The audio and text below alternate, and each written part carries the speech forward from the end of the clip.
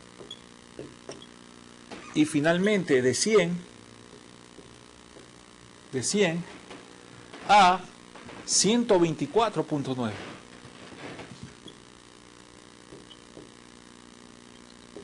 De 100 a 124.9. Entonces, esa es la clase.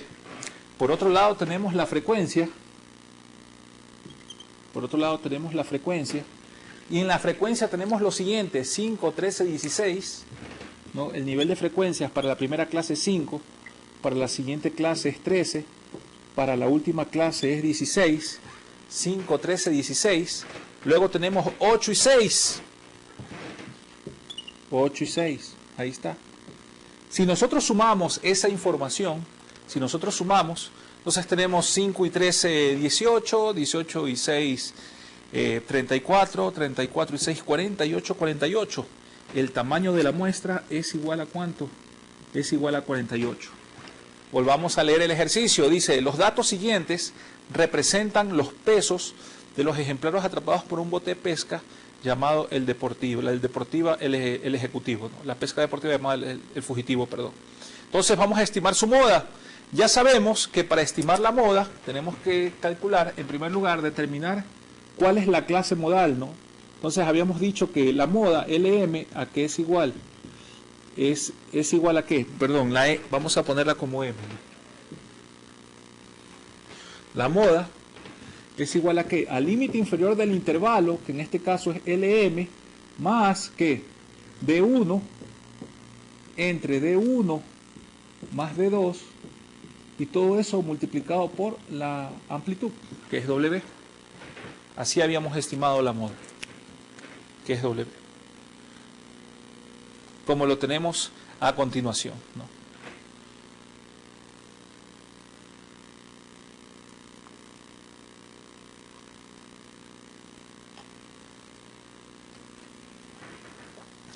¿Qué ocurre aquí? ¿Qué sucede aquí? Bueno, entonces, ¿cuál será la moda? ¿O cuál será la clase modal? Aquí lo fundamental es determinar, al igual que la clase mediana, ¿cuál es la clase modal? Entonces, la clase modal, ya sabemos que la moda es el valor que más se repite, por lo tanto, la clase modal es esto.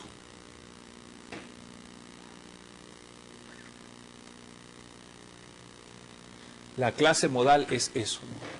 Es esa clase, ¿no? Entre 50 y 74.9 es la clase modal. Entonces, el primer paso, ¿cuál es el límite inferior de la clase modal? Que vendría a ser el valor de LM.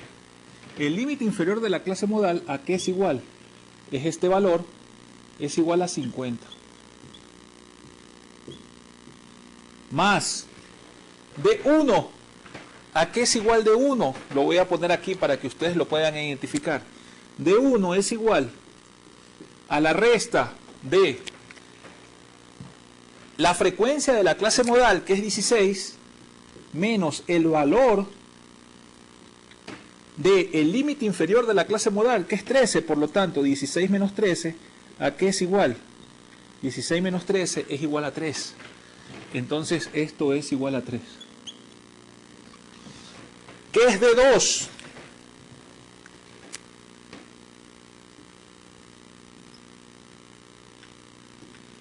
¿Cómo estimo D2? D2 es la frecuencia de la clase modal menos ¿qué? La frecuencia de la clase modal menos el valor de la frecuencia de la siguiente, el valor de la frecuencia de la clase modal superior, ¿no? O sea, perdón, del valor del intervalo superior, que en este caso 50-74.9 es menor que 75 y 99.9. Entonces, D2 es 16 menos 8. Y ese valor es igual a ¿cuánto? Ese valor es igual a 8.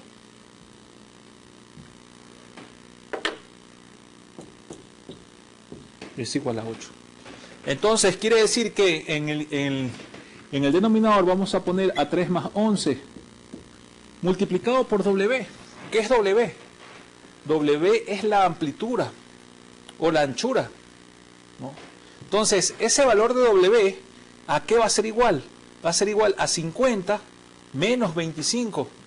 W es igual a ¿qué? A este valor, ¿a qué es igual? Es igual a 25. Entonces, si tomamos estos datos, decimos 50 más 3 dividido para 14, ¿verdad? Porque es 16, perdón, es 16 más 8.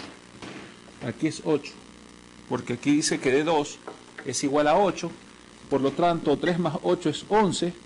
Multiplicamos, y esto multiplicado por 25. Entonces, 50 más la multiplicación de 3 onceavos por 25, ¿a qué vendría a ser igual a 50? ¿A qué vendría a ser igual ese valor?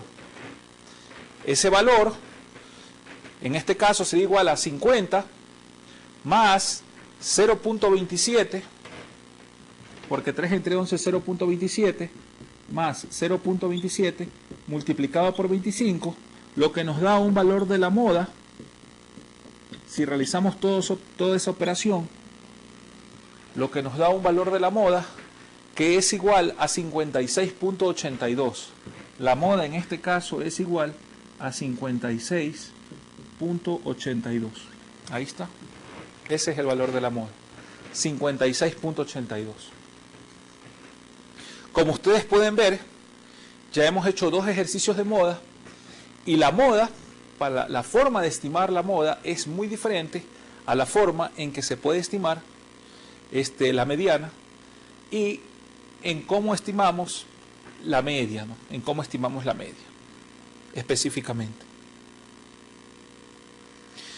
Bien, una vez que ya hemos calculado la media y hemos aprendido a estimar la media, la mediana y la moda para datos agrupados, ¿verdad? Y para datos no agrupados, que son medidas de tendencia central, bien, hoy lo que vamos a hacer a continuación es estudiar su complemento, o la herramienta que nos ayuda a determinar si esas medidas de tendencia central, y especialmente la media, es una buena herramienta para sacar conclusiones de un conjunto de datos representativos de la población, ¿no? Entonces, vamos a borrar acá para explicar unos conceptos de qué es la media, ¿no? Las medidas más conocidas, por ejemplo, hablamos de varianza, medidas de dispersión. Las medidas más conocidas utilizadas con medidas de dispersión son, en primer lugar, la varianza, y en segundo lugar, la desviación estándar. En el literal A tenemos la varianza, B la desviación estándar. ¿Cuál es la regla de oro de eso?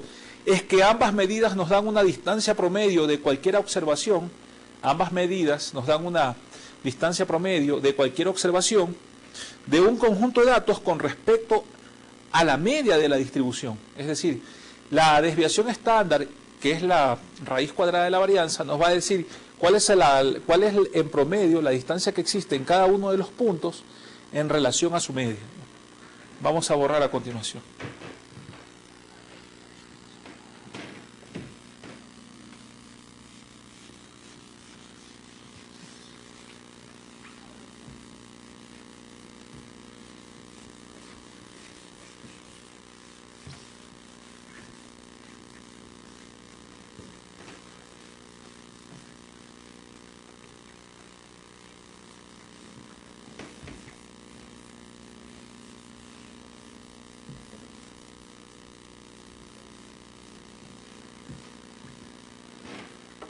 Bien. Una aplicación, por ejemplo, en las finanzas que tiene la desviación estándar, es que generalmente la desviación estándar nos va a indicar el riesgo de un portafolio de inversión. Si la media ponderada o el promedio ponderado nos indica cuál es el rendimiento de ese portafolio, por otro lado, la desviación estándar nos va a indicar la volatilidad o el riesgo de un portafolio. Entonces, mientras más volátil es un portafolio, mayor va a ser su desviación estándar. Mientras menos volátil sea un portafolio, entonces la volatilidad de esa desviación estándar va a ser mucho menor, ¿no? Entonces, ¿qué podemos decir? Es que tanto la varianza como la desviación estándar son medidas que nos dan una distancia promedio de cualquier observación de un conjunto de datos con respecto a la media de la distribución. O sea, son medidas que nos dan una distancia en promedio de cualquier observación de un conjunto de datos con relación a la media de la distribución. ¿Cómo se estima la desviación estándar, o que es igual? Para que entendamos un poquito, antes de entrar a esto, la aplicación de la desviación estándar, ¿verdad? Por ejemplo, hay una teoría en finanzas, y bueno, también es útil para todos creo que debemos de saberlo, ¿no? Aquí está el rendimiento, vamos a poner aquí rendimiento, y aquí está en el eje de las abscisas, vamos a poner el riesgo.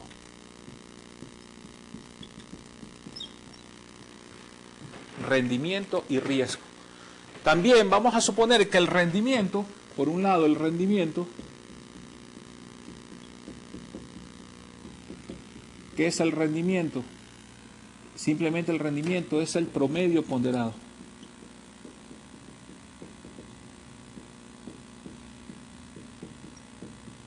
Así lo hemos estimado, el rendimiento es un promedio ponderado.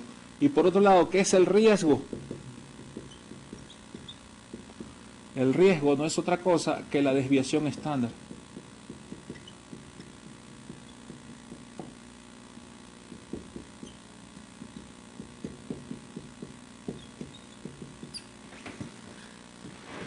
No es otra cosa que la desviación estándar. Entonces, generalmente cuando se estima un portafolio, vemos algo así. La frontera eficiente de un portafolio, ¿no? A mayor rendimiento, va a existir pues mayor riesgo, vamos a poner B, y a menor rendimiento vamos a poner aquí RB y aquí la desviación estándar B.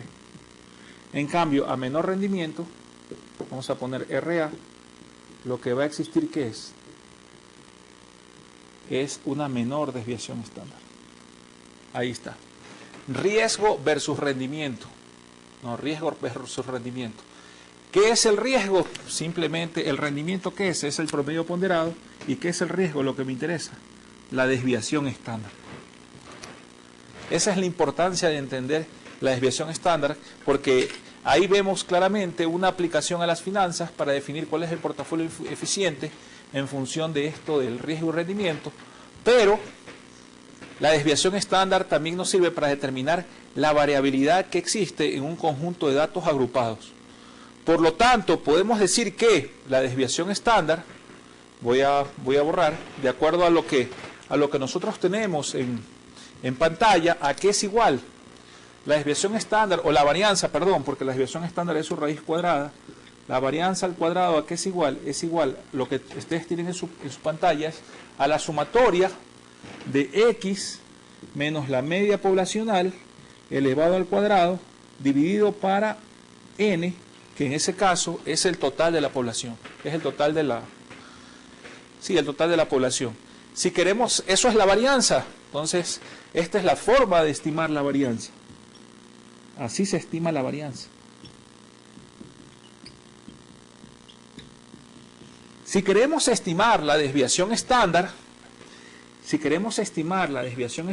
¿a qué es igual la desviación estándar? La desviación estándar es igual a N.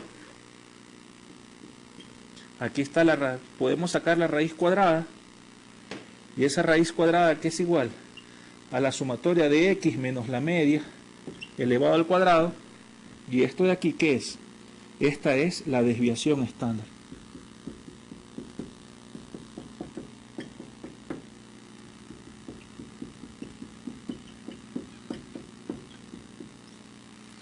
Esa es la desviación estándar, fundamentalmente. Varianza y desviación estándar. ¿Qué ocurre? Aquí tenemos un ejercicio muy sencillo. El ejercicio 5, ¿qué nos dice? Nos dice, en una empresa se tomaron una muestra de 15 observaciones que se presentan a continuación. Literal A, estimar la varianza. Literal B, estimar la desviación estándar. Muy sencillo. ¿Cuál es la clave de este tipo de ejercicios? Son 15 datos, por lo tanto son datos no agrupados. Entonces la estimación de la desviación estándar, en este caso, la estimación de la desviación estándar, de la desviación estándar no es tan compleja, y lo podemos realizar a continuación. Para esto vamos a borrar, ¿no? En primer lugar.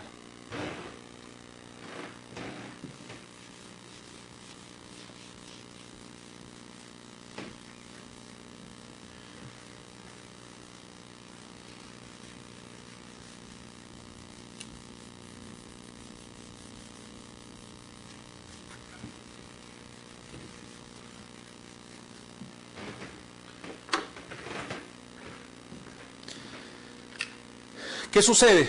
¿Qué ocurre con la desviación estándar? Ya habíamos dicho que la varianza, en este caso, que es el cuadrado de la desviación estándar, es igual a la sumatoria de x menos la media poblacional al cuadrado dividido para n, donde n es el tamaño de la muestra.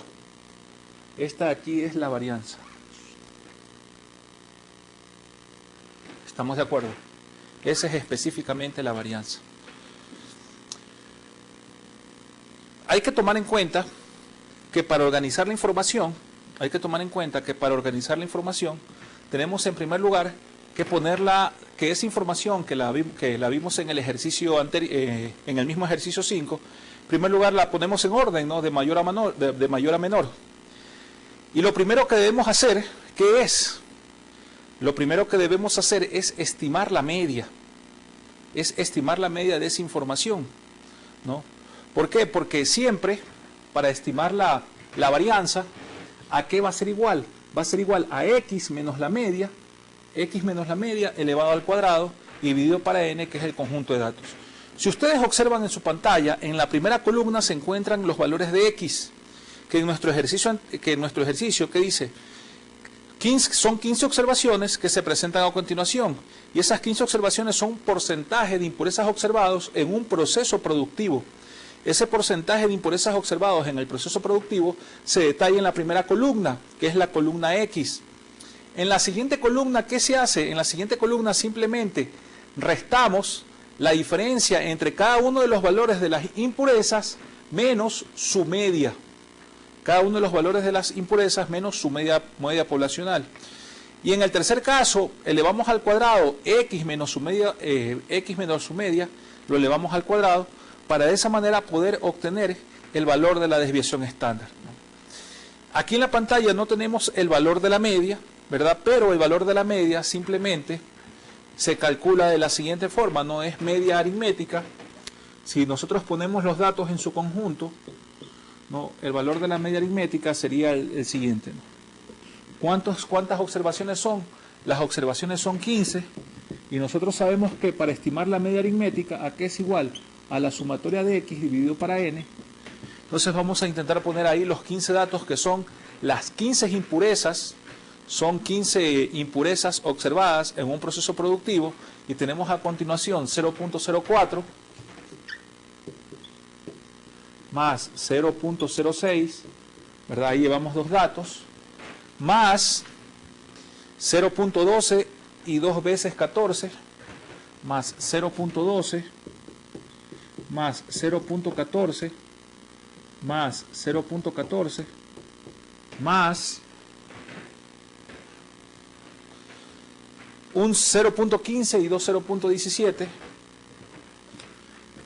0.15 y 2.17,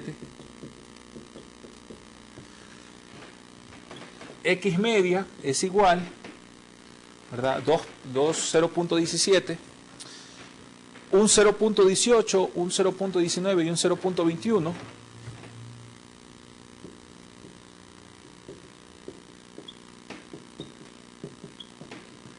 Y finalmente, otro 0.21, 0.22, 0.24 y 0.25.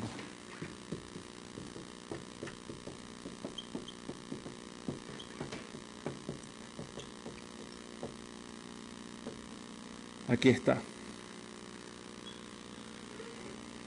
Y este es el valor, que es 15. Ese es el total de valor. La media es igual a la suma de todos esos datos dividido para 15. Entonces, si sumamos todos esos datos y lo dividimos para 15, obtenemos el valor de la media. Muy bien. ¿Qué ocurre? Nosotros, ahí, como estamos hablando de... esa media la estamos representando como mu, como media poblacional, así.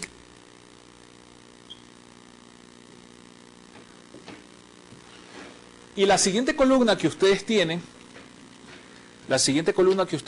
lo que hace es restar ese valor de la media, que no aparece en pantalla, menos, ¿verdad? Restar, perdón, cada uno de los datos, menos el valor de la media, que no aparece en su pantalla, pero que se lo estima de esa manera, para obtener una columna que es x menos la media. Entonces, esa columna X menos la media tiene los siguientes datos, ¿no? Menos 0.12, es decir, como ustedes pueden ver, tiene datos positivos como tiene datos negativos. Como tiene datos positivos y tiene datos negativos, aquí lo importante que es determinar la distancia que existe entre cada uno de los puntos y la media. Por esa razón tenemos que elevarlos al cuadrado. Y una vez elevados al cuadrado, ahí sí obtenemos el numerador, ¿no? Que esa información, esa columna, que es la columna 2, elevada al cuadrado, obtenemos la siguiente información. X menos la media elevado al cuadrado, ¿a cuánto es igual? La sumatoria de todo eso. De acuerdo a lo que nosotros hemos podido observar,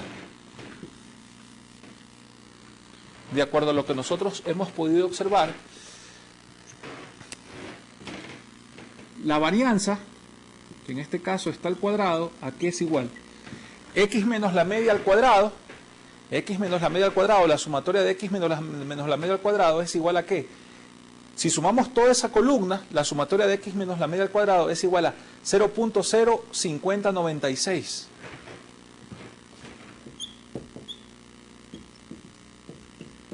.05096 es exactamente este valor.